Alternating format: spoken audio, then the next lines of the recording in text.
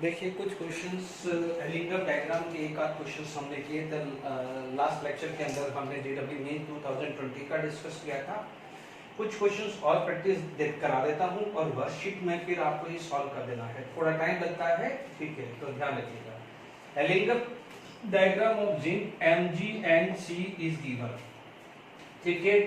At what temperature the zinc and carbon have a equal affinity of O2? ध्यान दे समझ लीजिए। This is the curve. This is the curve for the carbon. This is the curve for zinc. This is the curve for Mg. आप ध्यान दीजिए, दोनों की equal affinity है, यानी जिंक और कार्बन, यानी दोनों की इक्वल अफिनिटी है। जहां पर जिंक और कार्बन क्रॉस कर रहा हो, जहां पर क्रॉस कर रहा है तो क्रॉस कर रहा है इस पॉइंट पे, एंड ये पॉइंट लगभग इधर आ गया है। तो आप यहाँ पर लगभग आप क्या कर सकते हैं, 1000 के अराउंड यहाँ पर आ रहा है, क्योंकि 1500 तो बहुत दूर चला जाएगा। तो यहाँ पर 1000 के अराउंड है, ये जो वैल्यू थी ये 1000 के आसपास आ रही है। Clear to all of you?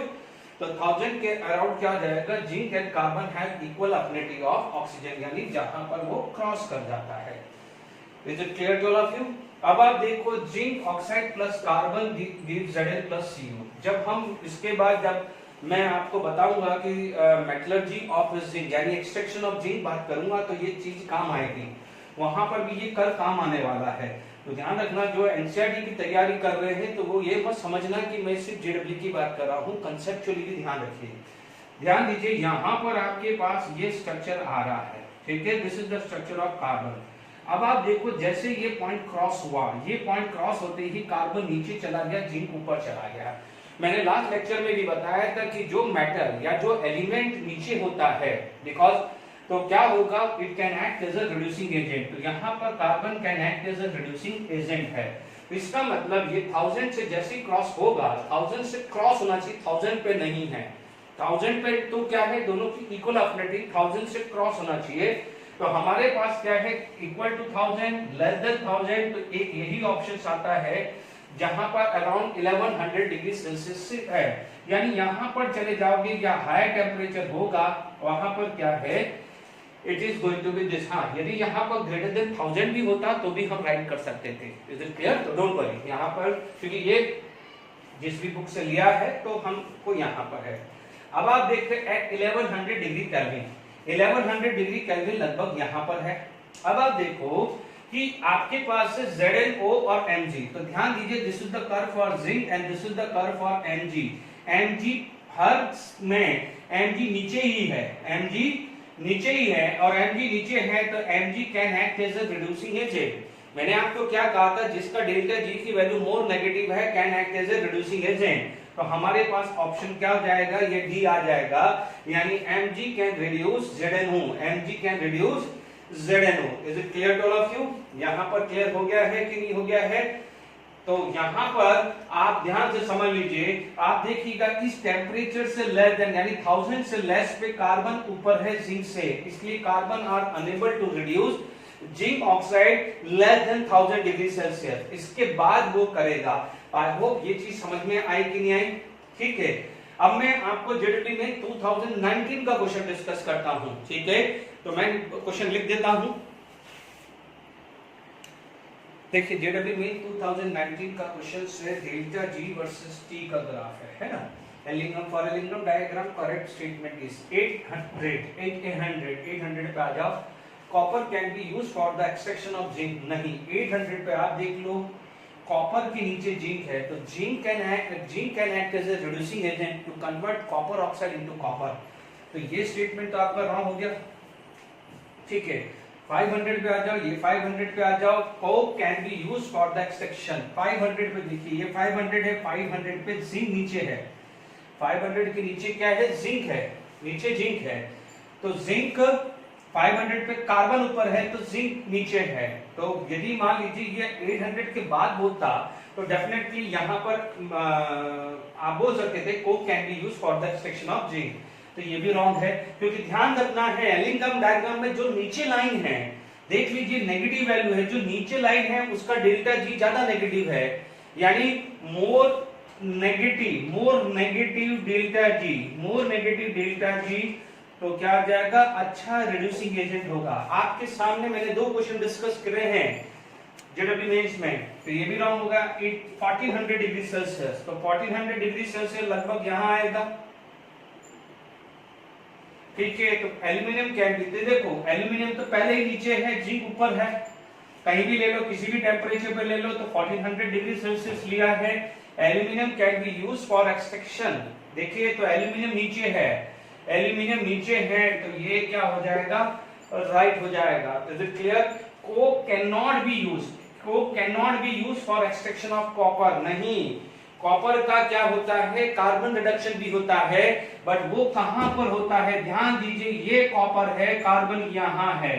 तो कॉपर जब ये टेम्परेचर क्रॉस कर जाएगा, ये टेम्परेचर क्रॉस कर जाएगा, तो यहां पर कार्बन नीचे चला जाएगा, तो यानी ये टेम्परेचर के बाद जो भी टेम्परेचर होगा, लगभग 250 डिग्री या जो भी टेम्परेचर होगा, उसके बाद कार्बन जो है वो नीचे चला जाएगा, तो it can reduce carbon, copper को भी वो रिड्यूस कर सकता है। Is it clear? तो ये जो चीज है, ये जो सारा मैंने जो चीज बताया है, तो मेटलर्जी एक्सट्रैक्शन ऑफ जिंक में भी काम आएगा ये डायग्राम, क्योंकि आपने पढ़ा हुआ है ZnO + C will give Zn + CO, ठीक है। अभी आपने यहां से भी क्लियर कर दिया एक्सट्रैक्शन ऑफ कॉपर, कॉपर के अंदर हमने मान लीजिए कॉपर पायरेट लिया है, तो कॉपर पायरेट के अंदर फोर्थ प्रोडक्शन मेथड से हमने क्या करा है, कॉन्सेंट्रेट किया है, उसके बाद रोस्टिंग करके ऑक्साइड बनाया है, देन कॉपर ऑक्साइड को कार्बन से इस टेम्परेचर से बाद ले लें तो भी रिडक्शन कर सकते हैं, जिसको हम स्मेल्टिंग भी बोल सकते हैं। अदरवाइज क्या हो जाएगा, we can go with the auto reduction also, copper का ऑटो रिडक्शन भी होता है, बट ध्यान रखना है कि कार्बन रिडक्शन प्रीफर नहीं किया जाता है, क्योंकि मैं बार बार बोल रहा हूं इकोनॉमिकली भी देखना है। Is it clear? इसीलिए लास्ट में हमने जो क्वेश्चन डिस्कस किया था कि why this method is not use, magnesium का पढ़ा था, मैग्नीशियम और एल्यूमिनियम ऑक्साइड का, तो क्योंकि वो इकोनॉमिकली नहीं था। Is it clear? इसीलिए अभी मैं जब एक्सट्रैक्शन ऑफ कॉपर इसके बाद लूंगा तो ये बात वापस कर उठाऊंगा। तो ये देख लीजिए कितना इजी क्वेश्चन जेडब्ल्यू में 2019 या 2020 है, कुछ नहीं है। आप देख लो किस टेम्परेचर पे लाइन नीचे है, मान लीजिए कोई लाइन, ये 2 लाइन है, तो ये जो नीचे लाइन है वो अच्छा रिड्यूसिंग एजेंट होगा, यानी ऊपर वाले के मेटल ऑक्साइड को मेटल में कन्वर्ट कर देगा, ये वाला, ठीक है। तो ये समझ में आ गया है कि नहीं आ गया है? ठीक है। अब यहां पर मैंने आपको एलिंगम डायग्राम पे लगभग सारे क्वेश्चन दे दिए हैं, कुछ मैंने वर्कशीट दी है, उसके अंदर एलिंगम डायग्राम के कुछ क्वेश्चंस मैंने और दिया है, you can solve that questions and उसको फिर आगे हम डाउट्स एंड डिफिकल्टी में पूछ लेंगे। तो आप खुद सोच लीजिए कि एलिंगम डायग्राम कितना इंपॉर्टेंट है, सिंपल है। और आप ध्यान रखना एलिंगम डायग्राम के अंदर ही मेटलर्जी डिस्क होती है। आप इनिशियल क्लासेस में पढ़ते होंगे, जैसे मैं अभी एक्सट्रैक्शन ऑफ आयरन लूंगा, तो इस T टेम्परेचर पे कार्बन क्यों यूज किया, कार्बन मोनोऑक्साइड क्यों यूज किया, वो सब कहां से आप आइडेंटिफाई करते हो, एलिंगम डायग्राम पे। मान लीजिए कॉपर ऑक्साइड से कार्बन से रिडक्शन करना है, तो why more than this temperature, zinc oxide को कार्बन से करना है, तो why more than this temperature, ये सब एलिंगम डायग्राम से पता करते हैं। Is it clear? एक जो इंपॉर्टेंट चीज है वो जरा नोट कर लेना, ठीक है, जो JW NEET point of view के लिए इंपॉर्टेंट है, जो बच्चे जेडब्ल्यू नीट की तैयारी कर रहे हैं, तो delta G standard versus T, तो ध्यान रखना कि मान लीजिए ये 0 है ना, तो क्या होता है, this is for Ag plus O2, ये AgO, सॉरी Ag2O है ना, तो मान लीजिए ये 4Ag ले लिया और ये 2 ले लिया, ठीक है। और क्या होता है, कुछ मैंने बहुत ज्यादा ही ले लिया है, इतना ज्यादा नहीं होता है, वो ऐसे कुछ जाता है ना, और Hg जो है यानी Hg plus O2 give HgO, ठीक है। तो ये कितना होता है, Hg हुआ 2Hg2 है ना। ध्यान रखना यहाँ पर जो है इंपॉर्टेंट नोट करके लिख देना, ये इंपॉर्टेंट है, फिर भी मैंने कहा था एट हायर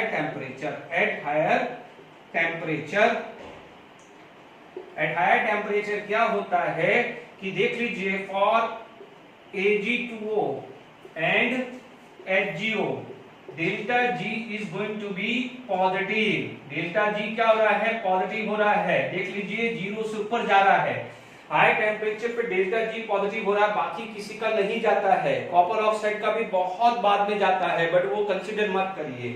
तो जब डेल्टा जी पॉजिटिव हो रहा है तो it is going to be a non spontaneous process. It is going to be a non spontaneous process, यानी आप समझिएगा कि Ag plus O2 give Ag2O2 and 4 and Hg plus O2 give HgO, है ना। तो हायर टेम्परेचर पे ये non spontaneous हो रहा है। This is going to be at higher temperature, this is non spontaneous. Non spontaneous का मतलब डेल्टा जी ग्रेटर देन 0। इसका मतलब क्या हुआ है, एट हायर टेम्परेचर यदि फॉरवर्ड नॉन स्पॉन्टेनियस है, फॉरवर्ड नॉन स्पॉन्टेनियस है, तो what about the backward? Backward is going to be spontaneous. Is it clear? यानी Ag2O will give Ag plus O2, क्या बन जाएगा, Ag2 या आप यदि मान लीजिए 1 मोल के हिसाब से लेना चाहते हैं तो ये 2Ag plus half O2 HgO heat किया तो क्या बन जाएगा, Hg plus half O2। Is it clear? और मैं आपको बताया है कॉमन सी प्लेगो ट्रिक भी बताया है, जेडब्ल्यू नीड कॉमन सी प्लेगो, याद आ रहा है? ये वाले है, और खासकर तो ये तो होते नहीं है क्योंकि ये कंबाइंड फॉर्म में मिलते ही नहीं है, ये दो ही कंबाइंड फॉर्म में मोस्टली मिलते हैं। तो eight a higher temperature why this metal oxide can easily reduce without any reducing agent? तो वो क्लियर हो गया कि नहीं हो गया? यानी हीट करोगे तो वो क्या हो जाएगा, अपने आप से क्या बन जाएगा, मेटल बन जाएगा। Is it clear? तो ये कंसेप्ट भी आप नोट करके रख लीजिएगा, ठीक है।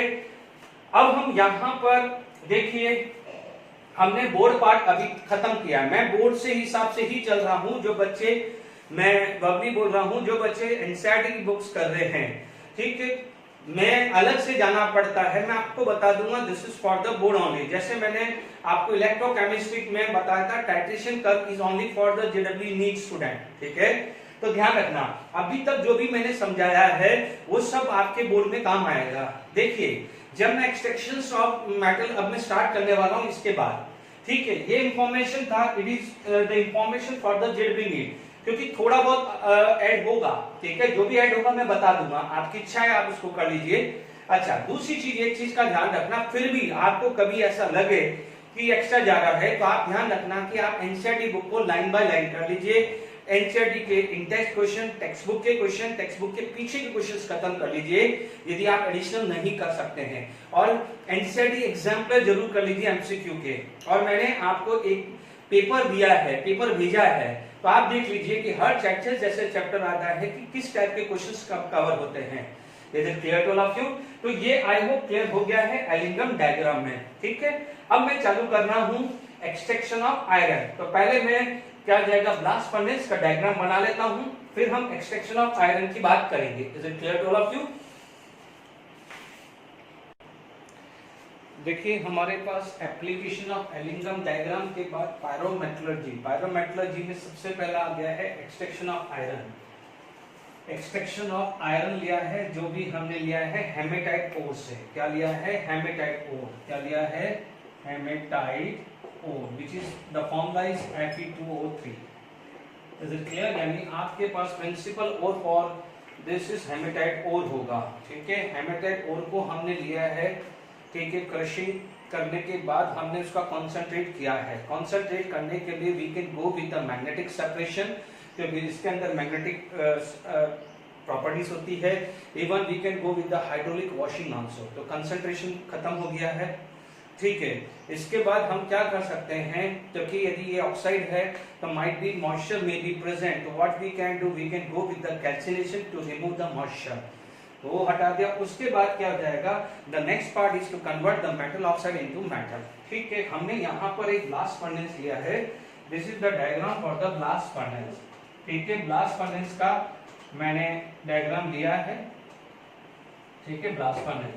अब आप देखिएगा, this is the structure of blast furnace. There is a different temperature. यहाँ से ब्लोअर यानी एयर ऑक्सीजन के साथ जा रहा है। यहाँ पर ये जो है स्लैग है, और ये क्या हो जाएगा, मेटल है। यानी यहाँ पर आपको पिग आयरन आ रहा है। क्या आ रहा है? पिग आयरन, ठीक है। वो अभी हम पढ़ेंगे, that is the pig iron, ठीक है। फिर भी आप डायग्राम एक बार एनसीईआरटी टेक्स्ट बुक से देख लीजिएगा। Is it clear? यहाँ पर आपने लिया है और कैल्सिनेशन के बाद आपने लाइमस्टोन यानी कैल्शियम कार्बोनेट लिया है और कोक लिया है यानी कार्बन लिया है। देखो ये कैल्शियम कार्बोनेट क्यों लिया है उसका बाद में बात करूंगा, और आपको पता ही है। और कार्बन क्यों लिया है, बिकॉज कार्बन का रिड्यूसिंग एजेंट है कि नहीं है।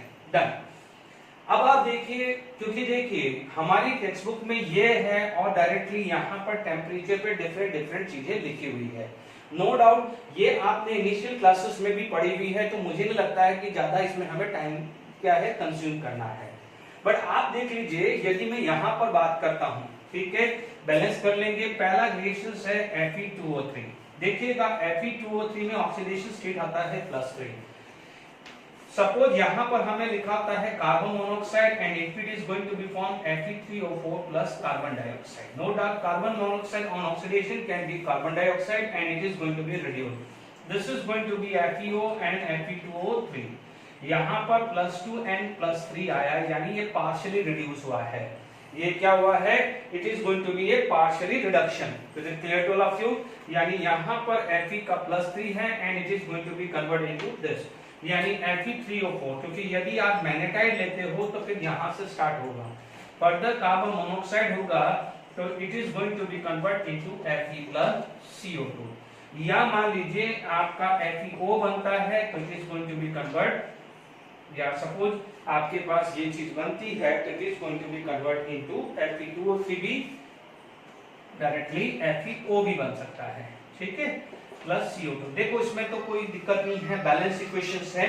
इसमें जो चीज समझने वाली है, हमारे लिए जो चीज समझने वाली है वो चीज ये है, देख लीजिए यहाँ पर +3 से मिक्सचर यानी +2 एंड +3 मैंने रद्द कर दिया, एंड यहाँ पर मिक्स से क्या हुआ, एक तो ये भी बन सकता है या ये भी बन सकता है, यानी यहाँ से क्या है ये बना और यहाँ से ये बना, या ये डायरेक्टली ये भी बन सकता है, बिकॉज यहाँ पर जाके किसी ने किसी को देखा नहीं है, अजम्पशन ही है। यहाँ पर कोई जाके थोड़ी बॉयलर के अंदर या ब्लास्ट फर्नेस के अंदर थोड़ी कोई देखेगा, क्योंकि वो देखेगा तो यहाँ पर ही देखेगा। वो सिर्फ एक अजम्पशन लिया गया है कि यहाँ पर क्या क्या हुआ होगा, तो ये चीज का ध्यान रखना है। कोई बच्चा बोलेगा यही क्यों हुआ, ये क्यों नहीं हुआ है, क्योंकि उसको तो लास्ट में आयरन मिला है, तो वो ये अज्यूम करेगा कि +3 से मिक्सचर में बना होगा, देन ये बना होगा, या यहाँ पर +3 से +2 बन गया होगा, तो देयर इज अ चांसेस, ठीक है। अब आप देखिए सपोज ये हुआ है तो ये आपको आयरन मिल गया है, वो नीचे चला जाएगा, बात क्लियर हुई। बट यदि ये चीज प्रोड्यूस हुआ है, यदि ये चीज प्रोड्यूस हुआ है तो उसको फर्दर रिडक्शन करना है। अब आप देखिए इसको रिडक्शन करने के लिए carbon monoxide which is going to be convert into Fe plus CO2, Fe plus CO2 हुआ, तो यानी इन दिस मैनर आपको यदि ये पहली स्टेप के अंदर आयरन मिला, या मान लीजिए ये इसमें कन्वर्ट होता तो ये सेकंड स्टेप में क्या हो जाता है, कन्वर्ट होके Fe आ जाता है। Is it clear? यानी ये 500 to 800 केल्विन में क्या हुई, बैलेंस कर सकते हैं। बैलेंस मैंने नहीं किया है, you can balance the equations. यहाँ पर आप देखेंगे Fe प्लस CO2 ये तो बैलेंस ही है, ठीक है। तो यहाँ पर मैं बैलेंस में टाइम वेस्ट नहीं कर रहा हूँ, क्योंकि मुझे बहुत सारी चीजें करवानी है, तो आप प्लीज बैलेंस कर दीजिएगा, या मैं एनसीईआरटी टेक्स्ट बुक देख के बैलेंस कर देता हूँ, क्योंकि मैं टाइम नहीं खराब कर रहा हूँ, ठीक है। मैंने एनसीईआरटी टेक्स्ट बुक से देखा, ये 3 ये 2 आ गया है, ठीक है। एनसीईआरटी बुक का यूज करके मैं ये 4CO यहाँ पर 3 और ये 4 कर देता हूँ, Fe2O3 plus CO give 2FeO and CO2। तो मैंने एनसीईआरटी बुक का यूज करके कर दिया है, और ये यहाँ पर आ गया है। जो मोटे मोटे तौर पे जो मेटल बन रहा है वो मैंने यहाँ पर बात कर ली, क्लियर हो गई। अब आप देखिए यहाँ पर आपके पास क्या हो जाता है, सिलिका साथ में आती है, या मान लीजिए कोई इंप्योरिटीज होती है, लाइक सल्फर होती है, लाइक फास्फोरस होती है, या ऐसा नॉन मेटल होता है। आपको पता है कि यहाँ पर कार्बन है, यहाँ पर ब्लोअर है, that impurities are going to be oxidised, are going to be form oxide. तो देखिए यहाँ पर जो ये रेंज हुई है, आपके पास ये चीज आ गई है, ठीक है। अब हुआ क्या है, अब हमारे पास जो एडिशनल रिएक्शंस आई है, जो लाइमस्टोन है वो क्या बना है, कैल्शियम ऑक्साइड प्लस SiO2 बना है। लाइमस्टोन क्या बना है, कैल्शियम ऑक्साइड प्लस SiO2 बना है। एंड क्या होता है कि FeO और SiO2, देखिए ये जो लाइमस्टोन है ये एक्चुअली क्या है कि पिग आयरन को यदि कास्ट आयरन में कन्वर्ट करना है, पिग आयरन में 4% होता है, कास्ट आयरन में 3% कार्बन होता है, तो what happen in that case, what happen, there is impurities like sulphur phosphorus, sulphur phosphorus are non metal, तो जब यहां पर होगा तो it is going to be convert into oxide and the oxide of a non metal are basic in nature, तो वो slag है, sorry वो क्या है, गैंगू है। तो मैंने क्या कहा था, जब वो गैंगू को आपको हटाना है तो you can use the flux, you can use the flux, तो जो फ्लक्स आता है तो फ्लक्स क्या होगा कि वो सल्फर डाइऑक्साइड एसिडिक, तो आप यहां पर बेसिक, हालांकि यहां पर सॉरी ये मैंने SiO2 गलत लिख दिया है, ये CO2 है, ठीक है, तो CO2 क्या है, एस्केप हो जाएगा, ठीक है, CO2 क्या हो जाएगा, एस्केप होगा, तो इसका भी एक रिएक्शंस आता है, वो हम बाद में बात करेंगे। तो calcium oxide, this is basic flux, calcium oxide क्या है, बेसिक फ्लक्स, और ये किसको हटाने के लिए, बनाने के लिए यूज हो रहा है, it is used to make a slag, it is used to make the slag, यानी मान लीजिए सिलिका अंदर है, हो सकता है ना, सिलिका भी तो आ सकती है, और है, और के साथ सिलिका नहीं आएगी, तो अब आप देखिए मैं यहां पर लिख रहा हूं बेसिक फ्लक्स है, तो आप देखेंगे यहां सिलिका है, सिलिका क्या होती है, oxide of a non metal, it is acidic in nature, please ध्यान रखना, थोड़ी कम जगह है, आप ध्यान रखना, ये सिलिका इज द गैंगू, क्योंकि वो इम्प्योरिटी सोर्स के साथ आई है, आपने कैल्शियम ऑक्साइड यूज किया, क्योंकि ठीक है, it is going to be form CaSiO3, ये बन गया है स्लैग, स्लैग क्या हो जाएगा, लो होता है, ऊपर होता है, तो यहां पर क्या हुआ, स्लैग है, यहां से स्लैग बन के निकल गया है, इम्प्योरिटी जो है, यानी ये गैंगू हुआ, देखिए गैंगू हुआ, ये क्या हुआ है, बेसिक फ्लक्स हुआ, it is going to be form slag, देख लीजिएगा बेसिक फ्लक्स लिखा है, ये गैंगू लिखा है, ये सिलिका है, तो आपने स्लैग जो लाइटर वेट होता है वो मेटल के ऊपर आ जाएगा, वो यहां से आ जाएगा, नीचे मेटल चला जाएगा, इज इट क्लियर। अब आप देखो जो ये CO2 जो आ रहा है, जो ये CO2 कौन है, कैल्शियम कार्बोनेट यानी लाइमस्टोन जो CO2 रिलीज कर रहा है, यहां से कोक आ रहा है, वो कोक क्या करेगा, CO2 के साथ कंबाइन होकर 2CO बनाएगा, इस टाइप की रिएक्शंस आपने मूल कंसेप्ट में कई बार यूज किया है, ये सॉलिड, ये गैस और ये गैस आया, तो डेफिनेटली जो CO2 है, ये जो CO2 क्या है, CO बन जाएगा, तो this CO can act as a reducing agent, तो आई होप ये सारी की सारी चीजें समझ में आ गई, ठीक है, ये रिएक्शंस आपके समझ में आ गई है, ठीक है, तो ये मैंने पहले क्या हो जाएगा, आपका जो टेक्स्ट बुक है, पार्ट है, वो खत्म कर दिया, बट आप ये चीज को बोर्ड पे देखिए, ठीक है, मैंने ये डायग्राम दिया है, एल्यूमिनियम डायग्राम एनसीईआरटी बुक्स में गिवन है, तो आप उससे उठाइए, आप देखेंगे यहां पर टेम्परेचर 500 से 800 डिग्री सेल्सियस, टेम्परेचर ये देखिए, टेम्परेचर कितना है, 1073 kelvin, 1073 kelvin, this is the line for Fe2O3, this is the line for Fe2O3, या स्लाइटली थोड़ा सा यू हो सकता है ना, थोड़ा सा ऊपर आ सकता है, ठीक है। अब आप देख लीजिए इस FeO के नीचे कौन है, FeO के नीचे कौन है, कार्बन मोनोऑक्साइड, तो यानी 1073 केल्विन था, 1073 केल्विन, 1073 से लेस है ये, 1073 केल्विन से ये लेस है, और इनफैक्ट ये भी लगभग 1073 के नीचे ही होना चाहिए, भले ये रेंज दी हुई है, but experimentally it should be less than 1073 kelvin, make sure, तो वहां पर क्या जाएगा, carbon monoxide can act as a reducing agent, carbon monoxide can act as a reducing agent, but यदि मान लीजिए उसके बाद भी यदि ये 1073 जैसे 1070 केल्विन लिखा है ना, इसके बाद यदि वो क्रॉस हो गया, यानी यहां तक मेटल ऑक्साइड रिड्यूस नहीं हुआ, बट कुछ अमाउंट का मेटल ऑक्साइड यहां पहुंच भी गया, कुछ अमाउंट का मेटल ऑक्साइड यहां पहुंच भी गया, तो ध्यान दीजिए इस पॉइंट के बाद कौन नीचे है, कार्बन, इस पॉइंट के बाद नीचे कौन है, कार्बन, तो after 1073 kelvin carbon can act as a reducing agent, जो एनसीईआरटी बुक में नहीं लिखा हुआ है आप नोट कर लीजिएगा,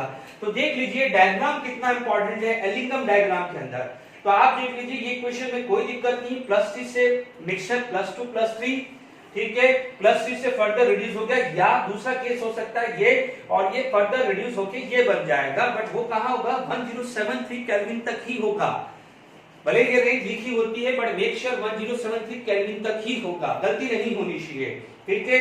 Why we use the limestone calcium carbonate? It is on heating will give calcium oxide and CO2, this calcium oxide is a basic in nature because with along with the ore impurities आ सकती है, उसको slag बनाने के लिए काम use कर रहा है, बट जो CO2 निकला है वो कार्बन के साथ कार्बन मोनोऑक्साइड बन जाएगा जो हमारे को रिड्यूसिंग एजेंट की तरह काम दे रहा है। अब आप देखिए यहां पर ये क्लियर हुआ।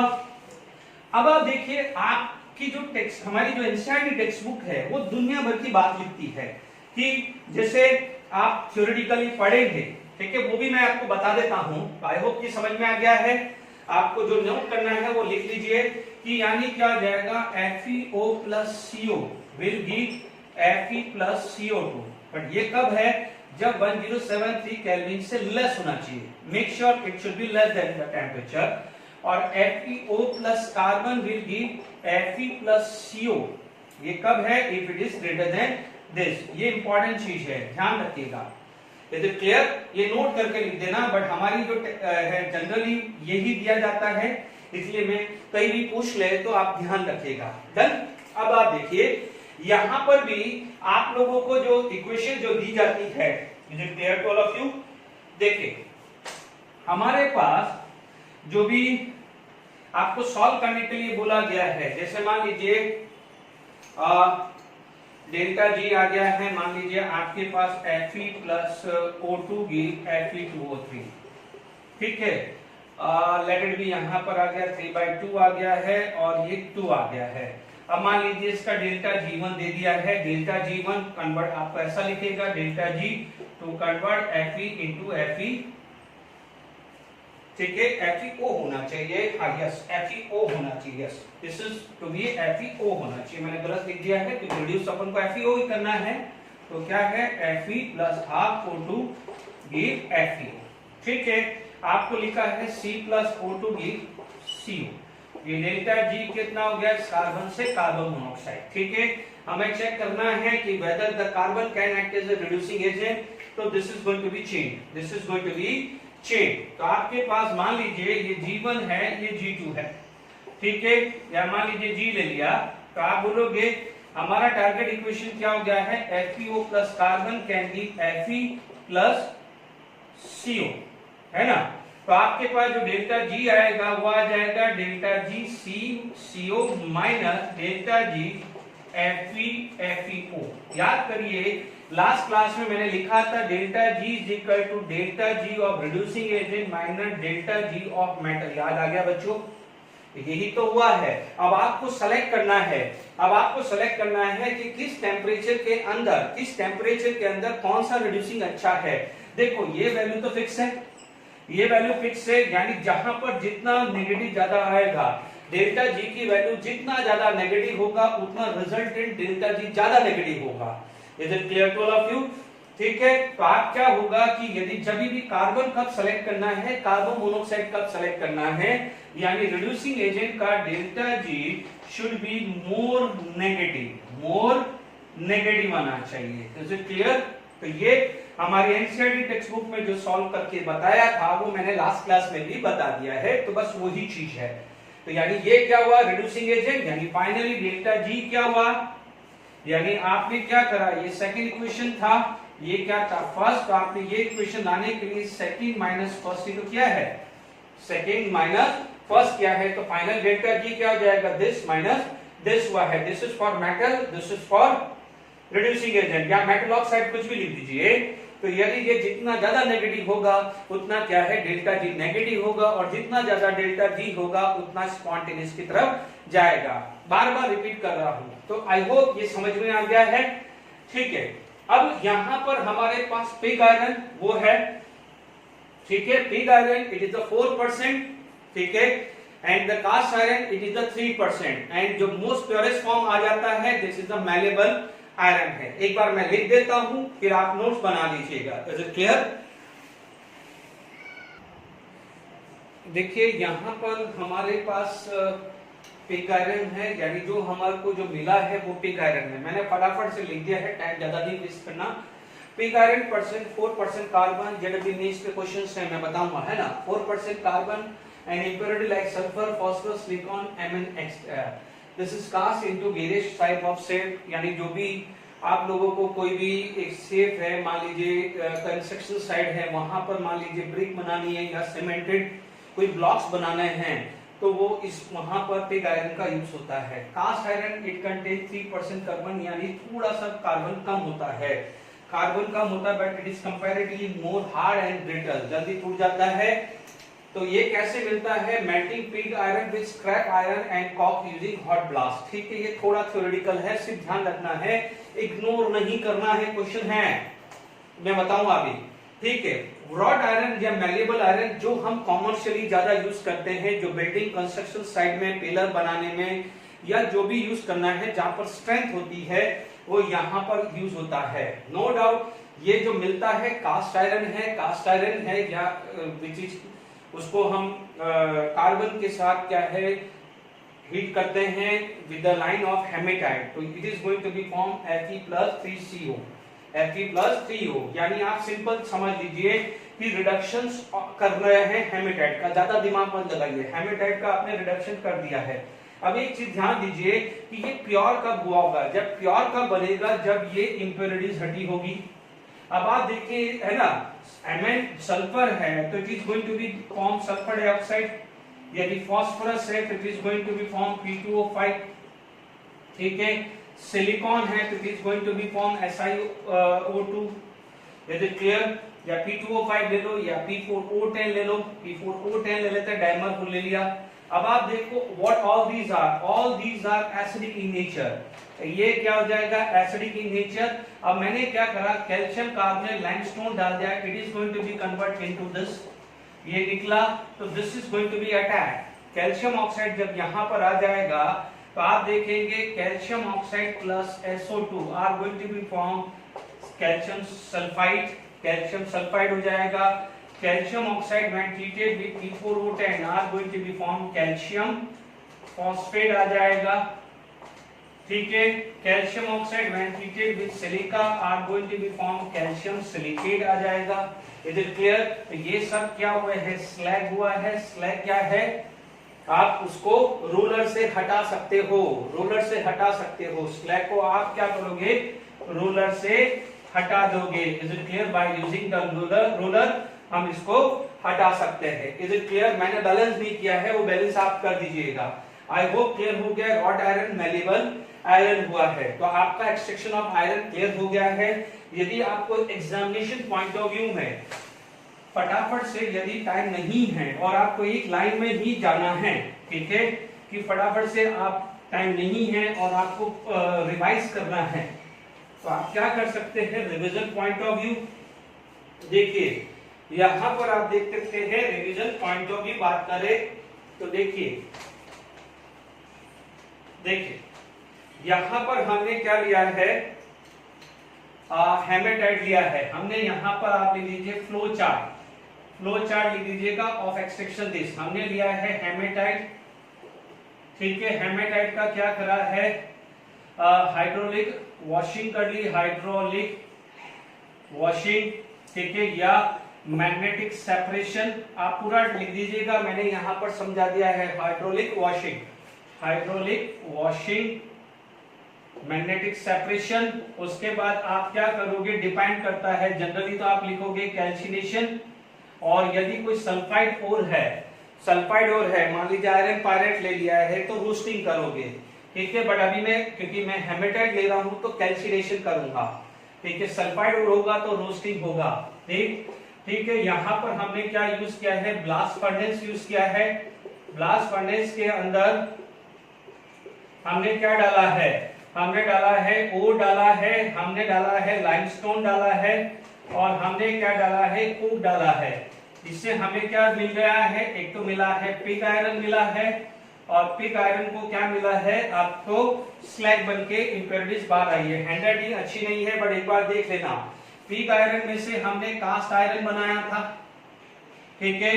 कास्ट आयरन को क्या है? रॉड आयरन बनाया है। हमने क्या बनाया है? रॉड आयरन बनाया है। Is it clear to all of you?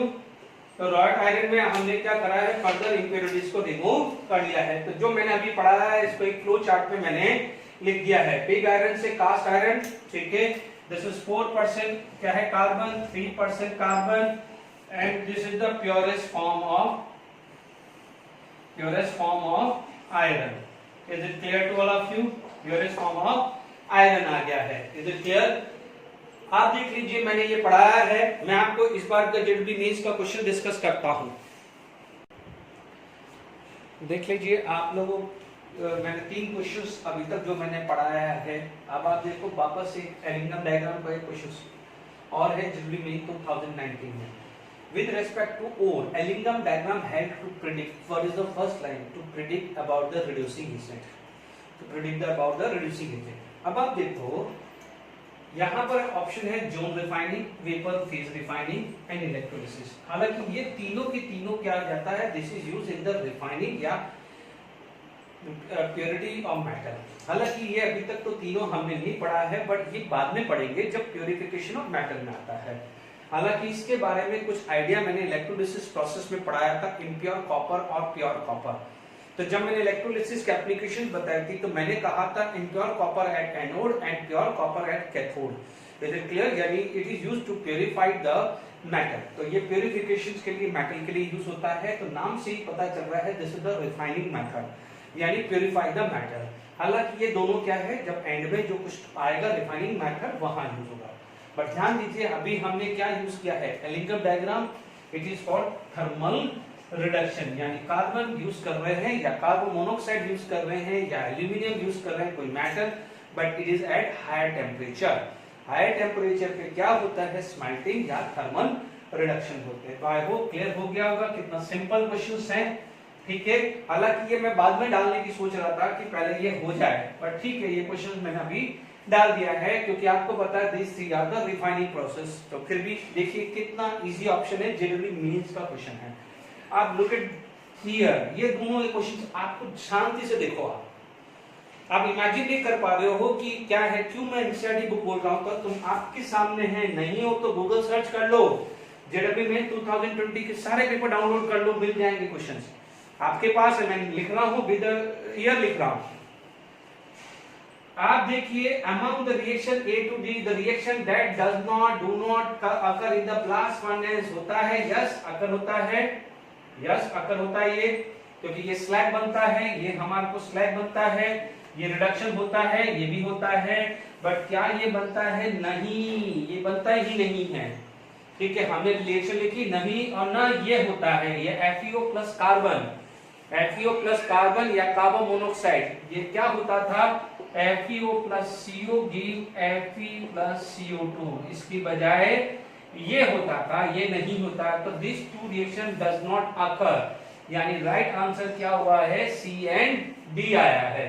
Is it clear? JB mains का क्वेश्चन है. आप खुद देख लीजिए, नहीं है तो टेक्स्ट बुक देख लीजिए ना, एनसीईआरटी में दिया हुआ है. देखो, लुक एट दिस. क्या है ये, purest form of commercial iron, wrought iron, अभी पढ़ा है हमने. Is it clear? अब आपको डिसाइड कर लीजिए कि मैं इतने क्वेश्चन दे रहा हूं. ठीक है, आपको सिर्फ एनसीईआरटी पढ़ लोगे तो भी मेटलर्जी क्लियर हो जाएगी. Is it clear? मैं बेसिक्स डिटेल में समझा रहा हूं, एक एक चीज बता रहा हूं कि मैं आपको कोई भी कंसेप्ट को रटवा नहीं रहा हूं कि ये टेम्परेचर क्यों है. ठीक है, अब मैं क्या कर रहा हूं, एक्सट्रैक्शन ऑफ कॉपर ले रहा हूं, बट सिर्फ एक एलिंगम डायग्राम कॉपर का बना लूं तो टाइम वेस्ट ना हो. ठीक है, फिर हम कॉपर की, तो अदरवाइज कॉपर का तो हम ऑलरेडी पढ़ चुके हैं कि कॉपर है. मैंने एलिंगम डायग्राम से समझाया था कि कॉपर में लोअर टेम्परेचर पे ही कार्बन नीचे आ जाता है, कॉपर ऑक्साइड जाता था नीचे आ जाता था, बट कार्बन से रिडक्शन कर सकते हैं. बट हम प्रेफर करते हैं ऑटो रिडक्शन, जिसमें क्या होता है, एक्सपेंसेस कम हो लगता है. अदरवाइज कार्बन रिडक्शन करने में जाएंगे तो एक्सपेंसिव ज्यादा होगा. इसीलिए हमने क्या पढ़ा है कि मेटलर्जी में वो स्टेप सिलेक्ट करते हैं जहां जो इकोनॉमिकल ज्यादा होता है. Is it clear? तो ध्यान रखिएगा. ठीक है, तो मैं जरा कॉपर के बारे में बात कर लेता हूं. Is it clear? देखिए, एक्सट्रैक्शन ऑफ कॉपर की बात करें तो एक्सट्रैक्शन ऑफ कॉपर को हम 2 पार्ट में डिवाइड कर सकते हैं. देखिए, सबसे पहले हम क्या बात करते हैं, फ्रॉम कॉपर ऑक्साइड,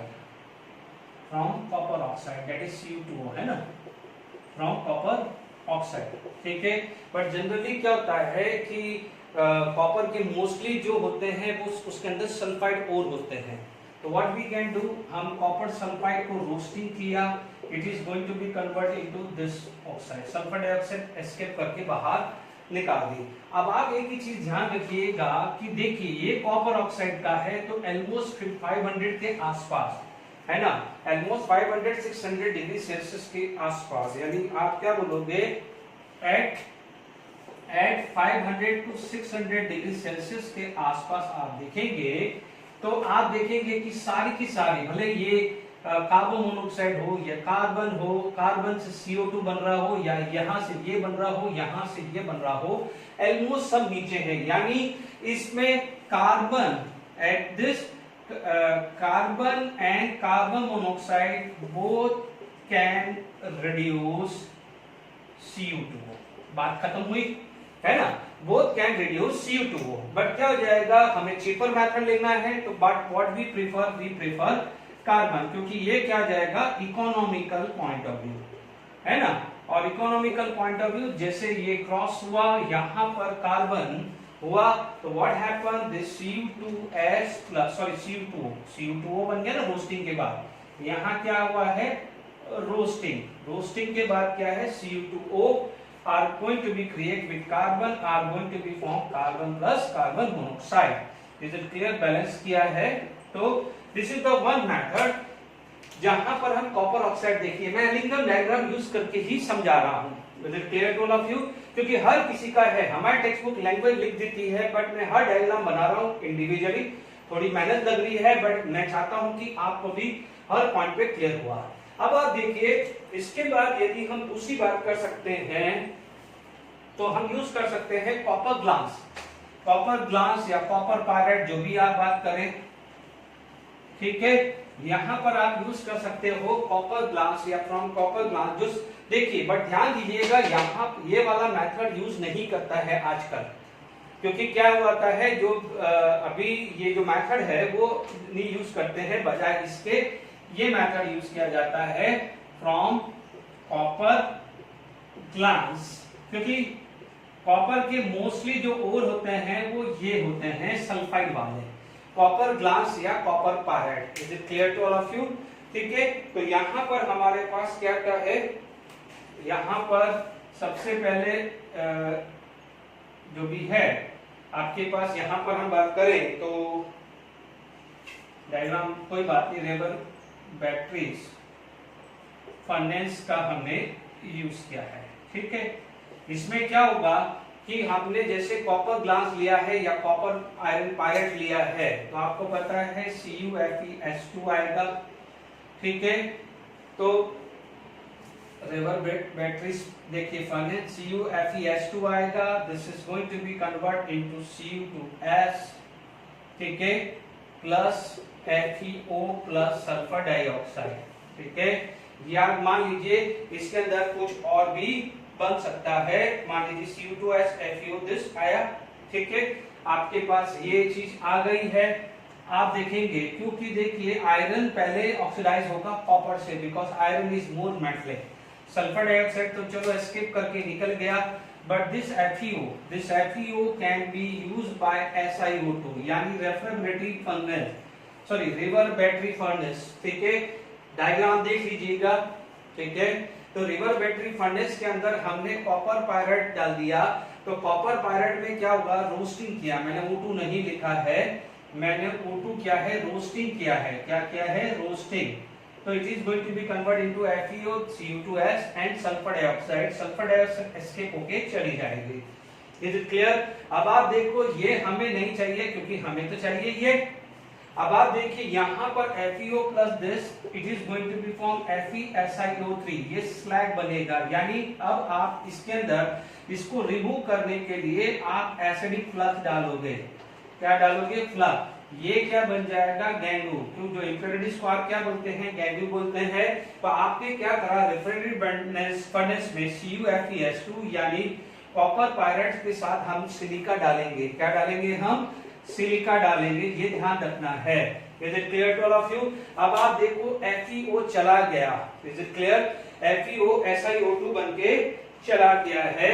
अब मान लीजिए इसके अंदर ये सारी चीज हमने बात कर ली है। अब आप देखो आपके पास क्या बच गया है, रिमेनिंग पार्ट, ठीक है। रिमेनिंग पार्ट क्या बच गया है, Cu2s, क्योंकि ये तो उड़ गया, ये खत्म हो गया है, बट कुछ अमाउंट का FeS भी बच जाता है।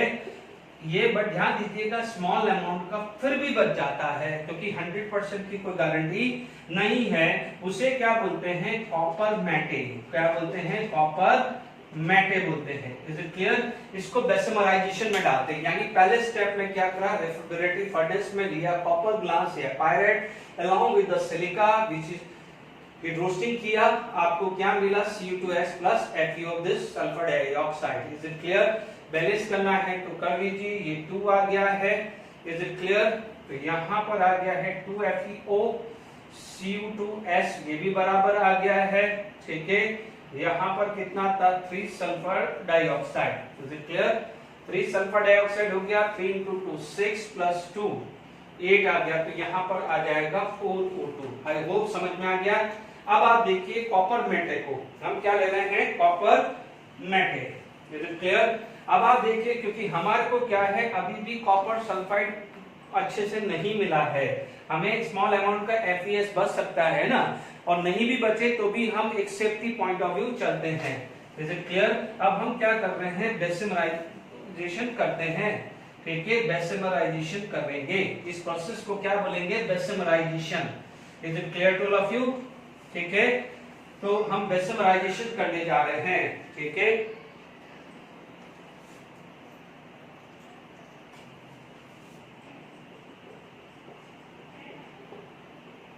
ठीक है, बेसिमराइजेशन करने जा रहे हैं, किसमें कर रहे हैं, बेसिमर कन्वर्टर में, ठीक है, बेसिमर कन्वर्टर में। Is it clear? हम यहाँ पर बेसिमर कन्वर्टर डाल रहे हैं, क्या क्या होगा इसके अंदर, एज यूजुअल Cu2s है प्लस ऑक्सीडाइज होगा, तो it is going to be convert into Cu2 and sulphur dioxide. Is it clear? Balance किया Cu2O सल्फर डाइऑक्साइड, ठीक है, तो ये कितना हो जाएगा 3, ये मान लीजिए 2 किया तो ये 2, ये कितना आ गया 2, तो ये 4 हो रहा है। आई होप 4 to 6, तो ये पहली इक्वेशन ये सेट हो गई, ठीक है। FeS था, ये क्या बना है, FeO प्लस सल्फर डाइऑक्साइड, यानी स्मॉल अमाउंट बाकी है ना ये, तो ये सेकंड जो हो जाएगी FeO बन जाएगा, ठीक है, सल्फर डाइऑक्साइड बना, तो ये 3 लिखा, ये 2 लिखा, तो ये 2 लिखा, तो ये क्या हो जाएगा 2 हो जाएगा। Is it clear? ये आपका क्या है, गैंगू है, ठीक है। साथ में यहाँ पर आप सिलिका ऐड कर रहे हो, तो आपको इसको हटाने के लिए सिलिका यूज किया था। ये क्या था, एसिडिक फ्लक्स था, ये क्या था, एसिडिक फ्लक्स था। Is it clear to all of you? Acidic flux क्या हो जाता है, ये क्या था है, गैंगू था, ये एसिडिक फ्लक्स था। Is it clear? तो आपने क्या करा, इसको इक्वेशंस को आपने FeSiO3 बना दिया, यानी स्लैग बना है, स्लैग कहाँ होता है ऊपर, उसको हटा सकते हैं, तो ये पार्ट तो खत्म। अब आप देखो ये वाला जब आ गया है, फोर्थ आता है, तो it is going to be auto reduction, या जिसको हम बोल सकते हैं सेल्फ रिडक्शन। रोक दिया, जैसे हुआ तो रोक दिया, तो व्हाट हैपन, Cu2s बच गया है, CuO it is going to be form copper plus sulphur dioxide. Is it clear? Copper plus sulphur dioxide. अब आप देखो, जैसे मान लीजिए ये कॉपर है, लेट इट बी, ये कॉपर है, अब इसके अंदर से सल्फर डाइऑक्साइड आएगी, तो यहाँ पर कुछ छेद जैसे हो जाएंगे, ऐसा आएगा, this is known as blister. ये इमेज को जो, क्योंकि क्या हो जाता है, ये गैस से, तो मान लीजिए कॉपर बना है तो गैस निकलेगी ना, जैसे मान लीजिए हम केक बनाते हैं, केक में से जैसे CO2 आता है तो पोरोसिटी आ जाती है कि नहीं आती है, तो वैसे ही क्या है, कॉपर के ऊपर क्या हो जाता है, ब्लिस्टर जैसा आ जाता है, ठीक है, क्या आ जाता है, ब्लिस्टर आ जाता है। तो आपको जो ये कॉपर मिलता है उसको क्या बोलते हैं, ब्लिस्टर कॉपर। क्या बोलते हैं, ब्लिस्टर कॉपर, इंपॉर्टेंट है, this is known as blister copper, यानी blister copper is prepared by using the bessemerisation in Bessemer converter. Is it clear to all of you? ये जो था हमने क्या लिया था, कॉपर मेटे को सिलिका के साथ, इसके अंदर बेसिमराइजेशन में हमने क्या यूज किया है, कॉपर मेटे प्लस सिलिका ये ऐड किया है, और वहां पर यूज किया था कॉपर पायरेट या कॉपर ग्लास, ध्यान रखिएगा, ठीक है, तो I hope the copper glass copper pirate से क्लियर हो गया है। ठीक है, तीसरा मेथड होता है, ये चीज क्लियर हो गई, आई होप क्लियर होगी। तीसरा मेथड होता है जिसको हम बोलते हैं हाइड्रोमेटलर्जी, हमारी टेक्स्ट बुक में ही है, हमारे टेक्स्ट बुक में ही है हाइड्रोमेटलर्जी, बट मैं उसको अभी हल्का सा समझा देता हूं। ये सब चल रहा है, आयरन का जो था वो थर्मोमेटलर्जी था, ठीक, पायरोमेटलर्जी या थर्मोमेटलर्जी बोलते। ये क्या जाएगा थर्मो, जहां एलिंगम डायग्राम यूज हो रहा है थर्मोमेटलर्जी पायरोमेटलर्जी, सिंपल सा लॉजिक, सिंपल सा लॉजिक। अब आप देखिए यहां पर क्या होता है कि जैसे हमारे पास हाइड्रोमेटलर्जी, हाइड्रोमेटलर्जी में हम एक्वस सॉल्यूशन लेते थे। याद करिए हमने क्या करा था, इलेक्ट्रोकेमिकल सीरीज पढ़ी थी, the metal can displace the less metal. तो वहां पर क्या होता है, कॉपर के ओर होते हैं, ठीक है। आई होप ये सब नोट कर लिया है, ब्लिस्टर कॉपर यूज कर लिया है, ठीक है। तो हमारे पास ये तीसरा मेथड होता है, यदि कहीं रेफरेंस बुक में आपको थर्ड मेथड मिलेगा, वो थर्ड मेथड में हाइड्रोमेटलर्जी, क्योंकि मैं टेक्स्ट बुक के हिसाब से भी साथ के साथ चल रहा हूं, ठीक है। तो वहां पर क्या था, जैसे कॉपर ओर है, मान लीजिए मैंने आयरन डाल दिया, तो this is going to be oxidise, this is going to be oxidise, तो this is going to be reduce. अभी लिखना मत, अभी लिखना मत, मैं वहां पर लिखा दूंगा, टेंशन मत लीजिए, it is going to be reduce. या मान लीजिए कॉपर है, कॉपर हाइड्रोजन के नीचे आता है, कॉपर हाइड्रोजन के नीचे आता है, तो copper is going to be reduce and hydrogen is going to be oxidise. तो क्या हो जाएगा, ये कहां पर अपन करते हैं, एक्वस मीडियम में लेते हैं, बिकॉज ये कहां आती है, इलेक्ट्रोकेमिकल सीरीज, इलेक्ट्रोकेमिकल सीरीज कहां आती है, एक्वस सॉल्यूशन में, तो वो कैटेगरी आती है हाइड्रोमेटलर्जी। तो ये तीसरा जो केस होता है वो होता है low grade copper. Low grade copper मैंने बताया था, low grade and high grade. Low grade यानी इंप्योरिटी बहुत ज्यादा होती है as compare to the metal, where high grade में क्या है, इंप्योरिटीज कम होती है और मेटल ज्यादा होता है। Is it clear to all of you? तो आपको यहाँ पर ये तीसरा केस भी होता है, बट वो मैं हाइड्रोमेटलर्जी में लूंगा, एल्यूमिनियम के एक्सट्रैक्शन के बाद लूंगा। Is it clear to all of you? ठीक है, तो अब आप देखिए यहां पर सारी चीज आ गई है, ब्लिस्टर कॉपर है, ठीक है। अब हमारे पास क्या जाएगा कि नेक्स्ट जो आ जाता है which is known as extraction of zinc. क्या है? Extraction of zinc. तो अब आप देखिए जिंक का हम ऑलरेडी पढ़ चुके हैं, ठीक है। अब आप देखिए जिंक का यदि मैं डायग्राम देखूं तो रफली, क्योंकि मुझे वैल्यू लेनी पड़ेगी इसलिए मैं एलिग्राम डायग्राम बना देता हूं। देखिए zinc extraction of zinc from zinc oxide, यदि हम इसका डायग्राम देखें तो क्या होता है, ध्यान दीजिएगा, यहाँ पर जो है बॉइलिंग पॉइंट ऑफ जिंक जो आता है it is equal to round of 1080 kelvin, ठीक है। मेल्टिंग पॉइंट कुछ 600 के आसपास आता है, बॉइलिंग पॉइंट कुछ इतना आता है। अब आप देखिए यहाँ पर आपको क्लियर हो रहा है, कार्बन क्यों प्रेफर कर रहे हैं वो भी आपको पता है, ठीक है, क्योंकि उसका जो है डेल्टा जी लेस देन है। बट ध्यान दीजिए कि यहाँ पर यदि टेम्परेचर यदि ग्रेटर देन 1270 केल्विन है, समझ जाइएगा आपको क्या मिल रहा है कि ZnO solid plus carbon will give zinc plus CO gas, ठीक है, ये CO। अब आप ध्यान से समझ लीजिए, बहुत इंपॉर्टेंट है, जनरली यहां गैस लिखा जाता है, क्या लिखा जाता है, गैस लिखा जाता है। ये बहुत इंपॉर्टेंट है क्योंकि देखिए ये point is a boiling point of zinc, और यहां पर आते आते जिंक गैसेस फॉर्म में कन्वर्ट हो गया है, जैसे मैग्नीशियम लिक्विड फॉर्म में था, मैग्नीशियम कैसे था, लिक्विड फॉर्म में था। Is it clear to all of you? तो अब आप देख लीजिए, यदि आपके पास यहां पर जिंक और कॉपर आ जाएगा, ठीक है। यदि मान लीजिए जिंक का फ्लो बन गया है, सिंपल है, देख लीजिए जिंक ऑक्साइड है, आप इसका फ्लो चार्ट बनाना चाहते हैं, तो जिंक ऑक्साइड है तो जिंक के जो भी ओर है, जिंक साइड है, जिंक क्या जाएगा, जिंक ग्लैंड है, ठीक है। कोई भी आप ओर ले लीजिए, जिंक के ओर ले लीजिए, ओर ऑफ जिंक ले लिया है, मान लीजिए जिंक ग्लैंड ले लिया है, ठीक है, या मान लीजिए जिंक साइड ले लिया है, जिंक ग्लैंड ही ले लेते हैं। तो जिंक ग्लैंड में क्या करा है, फ्लोथ फ्लोटेशन मेथड कर दिया है, फ्लोथ फ्लोटेशन मेथड यूज कर लिया है, फुल फॉर्म लिख देना। उसके बाद हमने क्या करा है, रोस्टिंग किया है, ठीक है, रोस्टिंग के बाद क्या जाता है, जिंक ऑक्साइड है, जिंक ऑक्साइड के बाद हमने क्या करा है, स्मेल्टिंग कर दिया है, और स्मेल्टिंग से हमें क्या मिला है, इम्प्योर जिंक।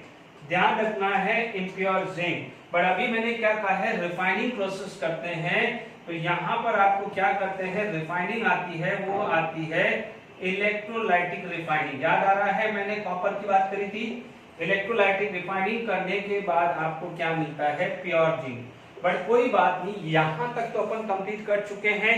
फिर भी याद आ रहा होगा, इम्प्योर कॉपर की जगह इम्प्योर जिंक एनोड ले ले और प्योर जिंक कैथोड ले ले, तो आपको इलेक्ट्रोलाइटिक रिफाइनिंग से, इलेक्ट्रोलाइटिक है ना, स्पेलिंग देख लीजिए, इलेक्ट्रोलाइटिक रिफाइनिंग से आपको प्योर जिंक मिल जाएगा। यही चीज क्या है, यदि फ्लो चार्ट आपको बनाना है तो कॉपर का भी बना सकते हैं। कॉपर पायराइड, कॉपर पायराइड को फोर्थ प्रोडक्शन मेथड, उसमें क्या करा है, रोस्टिंग। बट ध्यान दीजिएगा यहाँ पर दो चीज हुआ है, स्मेल्टिंग हुआ है और साथ में बेसमराइजेशन हुआ है। If it is going for the self reduction, bessemerisation में सेल्फ रिडक्शन हुआ था ना, तो ध्यान रखना वहां पर दो प्रोसेस हुआ है। उसके बाद आ जाएगा इम्प्योर कॉपर और इम्प्योर कॉपर के बाद आ जाएगा इलेक्ट्रोलाइटिक रिफाइनिंग। सिर्फ यहाँ पर फर्क आ जाएगा, इतना ध्यान रखना, स्मेल्टिंग फॉलो बाय बेसमराइजेशन। कॉपर में क्या होगा, स्मेल्टिंग, यानी अपन ने क्या करा था, रेफ्रिजरेटिव फर्नेस पे क्या था, स्मेल्टिंग की थी, फिर फॉलो बाय आपका मतलब या तो स्मेल्टिंग एंड बेसमराइजेशन आप लिख सकते हो। Is it clear? बस इतना फर्क है। कॉपर आ जाएगा, लिख लेना, प्रोपेगेशन मेथड कॉपर पायराइड में होता है, रोस्टिंग होगी। यहाँ आएगा स्मेल्टिंग एंड बेसमराइजेशन। ब्लिस्टर्ड कॉपर मिला था, इम्प्योर कॉपर, और वहां पर भी इलेक्ट्रोलाइटिक रिफाइनिंग, और यहाँ पर आ जाएगा प्योर कॉपर। ठीक है, अब मैं क्या है, टेक्स्ट बुक के जो है इंडेक्स के क्वेश्चंस पहले खत्म कर लेते हैं। फिर अब जो है आज हमारा जो पूरा का पूरा जो लेक्चर है उसके अंदर हमने पायरोमेटलर्जी पढ़ी है। नेक्स्ट लेक्चर में मैं पढ़ाऊंगा हाइड्रोमेटलर्जी, जिसमें एक्सट्रैक्शंस ऑफ एल्यूमिनियम पढ़ाऊंगा और दूसरी चीजें भी पढ़ाऊंगा। Is it clear? तो ये चीज का ध्यान रखिएगा। ठीक है, ध्यान रखना है एल्यूमिनियम की जो है उसमें से 3 से 4 क्वेश्चंस बने हुए हैं, ध्यान रखना है, तो इग्नोर नहीं करना है। अब आप देखिए टेक्स्ट बुक का जो क्वेश्चंस है हमारे पास, इंटेक्स क्वेश्चन 6.3, यदि मैं इंटेक्स क्वेश्चन 6.3 की बात करूं, ठीक है, हमारे पास है Cr2O3 plus aluminium. Cr2O3 plus aluminium can give Al2O3 plus Cr। Al2O3 plus Cr, ये 2 है, और यहां पर ये कितना आ गया है, 2। डेल्टा जी की वैल्यू -421, डेल्टा जी आ रहा है -421 kilo joule. Is a thermodynamic fissure at temperate form gives energy value. Why does not take place at room temperature? ठीक है, अब आपसे पूछा जाए कि डेल्टा जी -421 है, ठीक है, और मान लीजिए थर्मोडायनामिकली फिजिबल है, because delta G less than 0 है। ठीक है, क्वेश्चन पूरा लिख देना, मैं सॉल्यूशन लिख रहा हूं। Because delta G is less than 0 means क्या हो जाएगा, इट इज फिजिबल। फिजिबल का मतलब स्पॉन्टेनियस है। अब ढंग से समझना, स्पॉन्टेनियस, ठीक है, सिर्फ क्या हो जाएगा, स्पॉन्टेनियस है, बट ध्यान दीजिएगा this is known as thermite process, this is known as thermite process. क्या है ये, थर्माइट प्रोसेस। तो थर्माइट प्रोसेस कब होता है, जब हाई टेम्परेचर होता है। कब होता है, हाई टेम्परेचर। कब होता है, हाई टेम्परेचर। बट बात कहां हो रही है, रूम टेम्परेचर की। कहां हो रही है, रूम टेम्परेचर की। तो रूम टेम्परेचर पे वो प्लेस नहीं होगा। आप ये चीज का ध्यान रखना है कि जब हम केमिकल काइनेटिक्स की बात करते हैं तो वहां पर एक वर्ड आता है एक्टिवेशन एनर्जी। क्या आता है, activation energy, because it require very high activation energy. Activation energy, ठीक है, एक्टिवेशन एनर्जी क्या होती है, हल्का सा आइडिया दे देता हूं, ये एनर्जी वर्सेस प्रोग्रेस का ग्राफ लू। ठीक है, तो क्या होता है, मान लीजिए रिएक्टेंट यदि प्रोडक्ट में कन्वर्ट होता है तो each reactant required to convert into the product it requires certain minimum energy.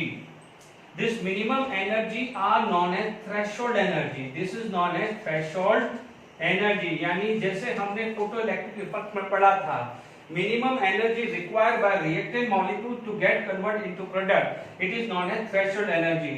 But each and every reactant molecules they have their own energy.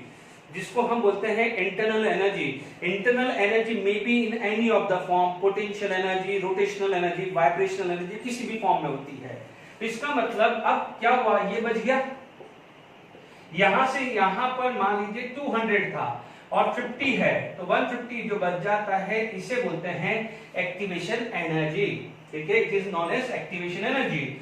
Her reactant के पास कुछ एनर्जी है, लेट इट बी ये 50 है और ये 150 चाहिए और टोटल थ्रेशोल्ड एनर्जी 200 है। तो 150 क्या है, रिएक्टेंट मॉलिक्यूल्स को अरेंज करनी है and that is going to be arranged by using the kinetic energy and kinetic energy is directly proportional to temperature. यानी मान लीजिए कि जब रिएक्टेंट को डाला है उस समय काइनेटिक एनर्जी 0 थी, जैसे जैसे टेम्परेचर बढ़ाओगे kinetic energy is going to be increase है। ठीक है, when the kinetic energy equal to activation energy, जैसे इस एग्जांपल में 50 उसकी एनर्जी है, इस समय काइनेटिक एनर्जी 0 है, धीरे धीरे टेम्परेचर बढ़ा, काइनेटिक एनर्जी 10, 20, 30, 40, 50, 100, 120, 130, 150 जैसे काइनेटिक एनर्जी हुई रिएक्टेंट प्रोडक्ट में कन्वर्ट हो गया है। तो समझ में आ गया है, फिर भी मैं डिटेल में केमिकल काइनेटिक्स में हम बात करेंगे। तो thermite process occur at higher temperature, यानी it require very high activation energy. Temperature higher का मतलब kinetic energy higher, kinetic energy higher का मतलब activation energy required is very high. So why it does not take place at room temperature? Because it requires very high activation energy. Is it clear to all of you? देख लीजिए, ये thermite process में already बात कर चुका हूं, तो आपके पास ये है इंडेक्स 6.2। ठीक है, it is true that under condition mg can reduce air to O3 and air can reduce water, those condition. Is it clear? आपसे क्या पूछा गया है, देखिए अब मैंने ये पढ़ा चुका हूं कि Mg plus Al2O3 will form Mg plus MgO plus Al। ठीक है, याद करिए ग्राफ कुछ बनाया था हमने, ये किसका था, Al2O3 का था और ये ग्राफ किसका था, Mg का था। यानी इस टेम्परेचर के बाद एल्यूमिनियम कैन रिड्यूस MgO, वो था करीब करीब 1350 केल्विन, चेक कर लीजिएगा। यानी इसके बाद यदि इस टेम्परेचर के बाद यानी क्या हुआ, more than 1350 aluminium plus MgO will give Al2O3 plus Mg। याद आ रहा है, ये क्वेश्चन डिस्कस किया हुआ है। और इस टेम्परेचर से पहले Al2O3 can be reduced by Mg, but ध्यान रखना इस टेम्परेचर के बाद बॉयल हो चुका है, Mg बॉयल हो चुका है, तो Mg यहां पर क्या मिलेगा, लिक्विड, ये solid. Is it clear to all of you? यानी मैं फटाफट से टाइम वेस्ट किए बिना मैं रिएक्शंस लिख देता हूं, मैंने आपको ये समझा चुका हूं प्रीवियस लेक्चर में। Is it clear? फिर भी टेक्स्ट बुक में दिया हुआ है तो आप ध्यान रखिएगा, ये डेल्टा G वर्सेस T का ग्राफ है, तो आप बोलोगे पहला के temperature less than 1350 kelvin. Is it clear? यहाँ पर क्या हो जाएगा, नीचे कौन है, Mg, नीचे कौन है, Mg, तो Mg can act as a reducing agent. Al2O3 will give MgO plus Al. Is it clear? ये कितना हो गया है, यहां पर क्या हो जाएगा 3MgO और यहां पर आ जाएगा 2। एल्यूमिनियम का तो कोई मेल्टिंग पॉइंट, बॉइलिंग पॉइंट नहीं आता है, तो एल्यूमिनियम इस टेम्परेचर में सॉलिड ही मिलने वाला है। ये भी सॉलिड, ये भी सॉलिड, ये भी सॉलिड आ गया है, ये 3MgO। Is it clear to all of you? बात समझ में आ गई, आई होप बैलेंस हो गया। यस, सेकंड आ जाएगा टेम्परेचर ग्रेटर देन 1350 केल्विन, यानी यहाँ पर नीचे कौन आ गया है, एल्यूमिनियम नीचे आ गया है, तो aluminium can act as a reducing agent. तो यहाँ पर क्या हो जाएगा, MgO plus aluminium can give Mg plus Al2O3। Is it clear? ये 2 आ गया, ये 3 आ गया, ये 3 आ गया, ये सॉलिड, ये सॉलिड, ये सॉलिड। बट ध्यान दीजिए ये बॉइलिंग पॉइंट ऑफ Mg था, यहाँ टेम्परेचर में Mg लिक्विड मिलेगा। Is it clear? I hope मैंने कंप्लीट कर दिया है। नेक्स्ट क्लास में हम हाइड्रोमेटलर्जी पढ़ेंगे, एक्सट्रैक्शन ऑफ एल्यूमिनियम या कॉपर और अदर क्वेश्चंस भी डिस्कस करूंगा। Okay, thank you very much.